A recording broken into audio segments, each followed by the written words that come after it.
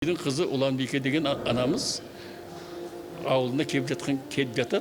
Сол кезде ол кісінің жерік болып, бір асқа көңіл ауады. Көңіл ауғанда ол кісінің бір атақты өзінің ең малының басы болып есептелінетін байлығының бұқасы бар екен, соған жерік болады. Серкінай деп соны аңсайды. Сол жеңгесіне айтып, жеңгесі атасына айтып, сол арқылы атасы қия деді, малымның берекеміз еді, басымыз еді, бірақ қызымның көңілін қалдырмайым, тілегі сол болса келісем деп сойдырады. Бірақ жеңгелерін айтады, бұл қызым қай жерін жейді екен, сендер соны қараңдар, біліңдер дейді. Шында сосын басты бірақ бұзбай қасыңдар, апараңдар дейді ғой. Бұзбай басын әкеп береді, алдына қояды. Сонда қыз жеңгесін айтады, сіз шығып кетіңіз дейді. Бірақ жеңгесі жасырын қарап тұрады дағы, сонда тілін алып жейді. Төле би мұны жақсылыққа жорып, бұйыртса дүниеге ұл бала келеді. Сондай-ақ жай бала емес, қызыл тілдің шешені, өз елінің көсемі болады екен деп болжапты. Бұл енді өзінің уақыты жеткеннен кейін босанады. Бірақ қайын жұртына айтады, қыздың барған жеріне. Қызым босанса, атын өзім қояйын дейді. Егер ұлтат берсеңдер дейді. Жарайды дейді. Сонымен қыз босанады, ұл туады. Сол кезде жаңағы Төле биге хабарлайды. Міне қызыңыз ұл туды, жиеніңіз бар деп сөйтеді ғой. Ендеше Алла тілегімізді ескерді, жалайыр еріне ескелді. Сондықтан бұның аты ескелді болсын деп, жаңа баланың атын ескелді қойыпты. Төле бидің тәлімін алған ескелді өте зерек, алғыр болып өседі. Төле би сынды ел арасында болатын дау жанжалдарда түйінін тарқатып, бейгетен қасиеттерімен таныла бастайды. Ел арасында таралған мәліметтерге сүйенсек, ескелді би алғашқы төрелігін небәрі 7 жасында айтқан деседі. Қазақтың алғашқы заңдар жинағын жазуға да өз үлесін қосқан.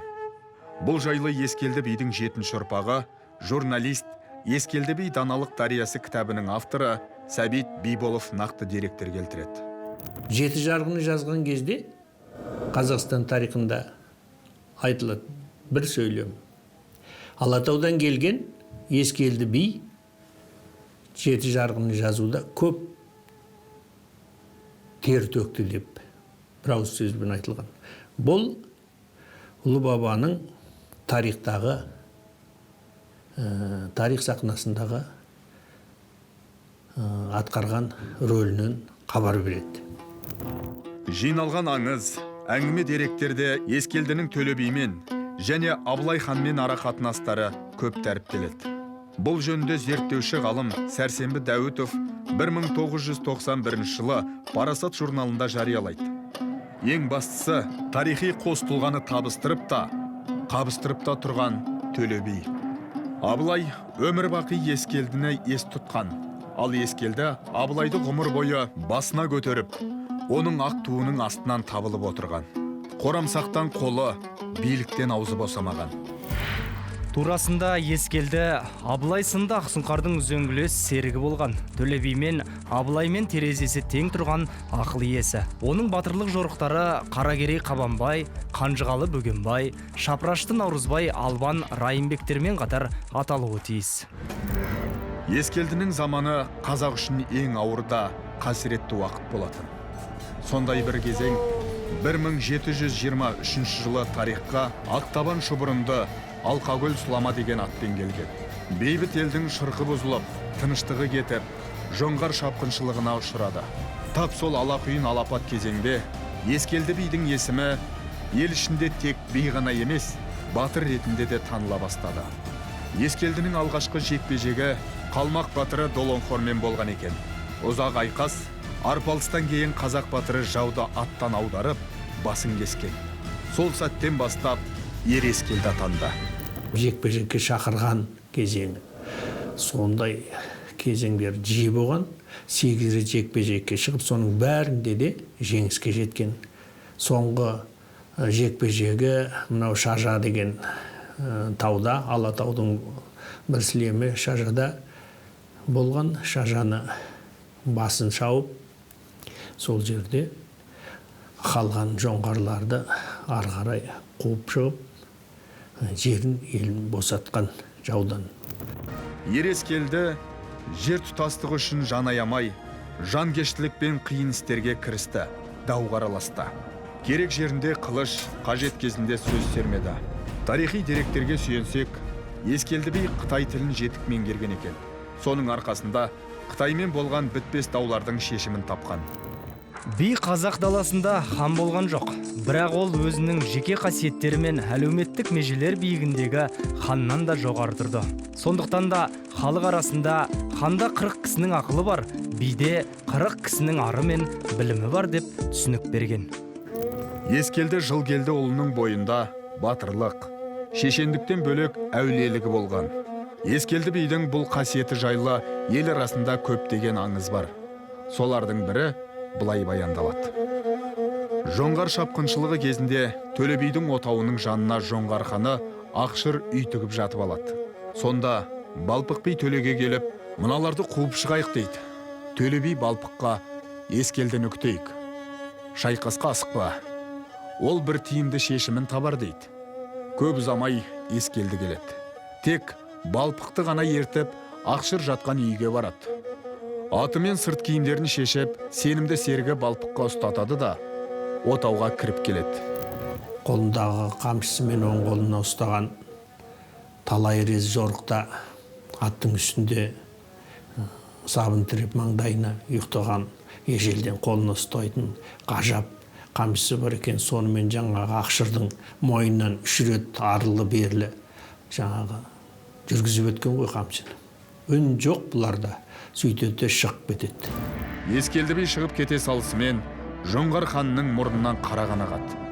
Қорқып қалған Ақшыр отауын жығып, жауынгерлеріне кері қайтуға бұйрық береді. Абдырап қалған серіктері Ақшардан не үшін олай істегенін сұрайды. Сонда Жоңғар ханы былай деп жауап берген: Кешеге келген кісінің 2 жолбарысы бар екен дейді. Біреуі мені тамағымнан тырнап қанымда қызды, екіншісі сендердің көздеріңді байлап, ауыздарыңды аштырмады. Сондықтан ол оңай кісі емес, ол керемет, әулие кісі көрінді. Аппақ киініп келген, нені көрмедіңдер ме дегенде ешкім көрмеген. Қандай адам келіп, қай адам кетпеген. Міне, бұл бір ғана мысал. Ескелді әулие аян түстер көріп, болатын оқиғаны алдын ала біліп отырған екен. Тіпті дүниеден өтетін күніне дейін болжаған деген дерек бар. Ағайын туғанға дәм тұзы таусылар алдында ақтық аманат айтқан екен. Менің жаным шығып жаназам оқылғаннан кейін Ақнарымы алдырасыңдар. Ақнарымы ас кезге сүйегімді орап күнбатысқа қаратып қоя бересіңдер. Ақнарым қайда барып шөгеді, сонда жерлейсіңдер деген екен. Ақнарыңыз қайда барып шөгеді дегенде, осы Қаратал жағалап кеп Қызылжардың бойына шөгер деген екен. Содан Ақнары өші жерден 80 шақырым жерден бір тоқтамастан келіп өші жерге шөккен екен. Ұрпағы ата аманатын бұлжытпай орындайды. Сонда түйенің шөккен жері қазіргі Қаратал аудандағы Қызылжар мекен екен. Ескелді бидің туғанына 300 жыл толуына орай, яғни 1992 жылы баба ұрпағы кесенені жаңғыртып салған. 2015 жылы академик Еділ Ерғожиннің бастамасымен қайта жаңартылды. Жаңа кесене ұрпақты тарихқа құрметпен қарап, отаншыл болуға шақырады деп сенемін дейді бидің 7-ші ұрпағы. Жаңа кесенені осы 4 айдың ішінде жаңадан салдық. Елге, болашақ ұрпаққа, келген ағайын туысқандарға, сырттан келген адамдарға үлкен айбар беретін, елді бірлікке, халықтардың достығына шақырып тұратын бабаның әруағы қолдасын деп осы кесенені салып бітірдік. Ескелді бидің әулиелігі туралы ел аузында айтылған деректер көп. Оның бір сыпырасы фольклоршы, журналист Ораз Исмайыловтың кітабында жазылған. Үлкен баласы Дөмейден, бұл Дөмейдің шаңырағынан бұл кісінің сүйегі шығады. Менің сүйегім шыққан шаңырақта менің бас киіммен Құраным болады. Кейінгі артымда қалған ұрпағым осы бас киіммен Құранға тәует ет деген екен. Сонда қараңызшы, бұл кісі бүгінгі күнге шейін болжап кеткен екен. Сол бас киіммен Құраны қазір менің қолымда, осы кісінің басында. 1928 жылдары Талдықорған уезіндегі Қарабұлақ ауылына қарасты аймақтардың болыстарының бірі Ескелді би есімімен аталған еді. 73 жыл үзілістен кейін Ескелді баба есімі ауданға қайта берілді. Академик Еділ Ерғожинның бастамасымен аудан орталығы Қарабұлақтың қақ ортасынан ескерткіш қойылды. Бұдан бөлек Талдықорған қаласында әулиенің есімі берілген көше және ескерткіш бар.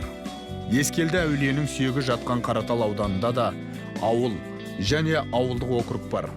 Әулие есімімен аталатын ауданда ұлы бабаның даналық дариясын сусындату, сөздерін санасына сіңіру мақсатында ескелді би оқулар өтті. Қатысушылар батыр бабамыздың шешендік сөздерін жатқа оқудан сынға түседі. Бұл бәсекенің туған жер тарихын біліп, рухани жаңғыруға берер пайдасы зор. Осының барлығы ұрпағының ескелдідей ерлерді ұмытпауы үшін жасалған естер. Еліне пана, халқына қорған болған ескелді би есімі ел есінде мәңгі сақталмақ. Қарып пен қасірге шырақ бол, жетім мен жесірге бұлақ бол. Жеріне қарап ел туат, еліне лайық ер туат. Қатарынан озатын ол биікте жүрет, ез атанып тозатын ол иықта жүрет. Ескелді, жыл келді ұлы.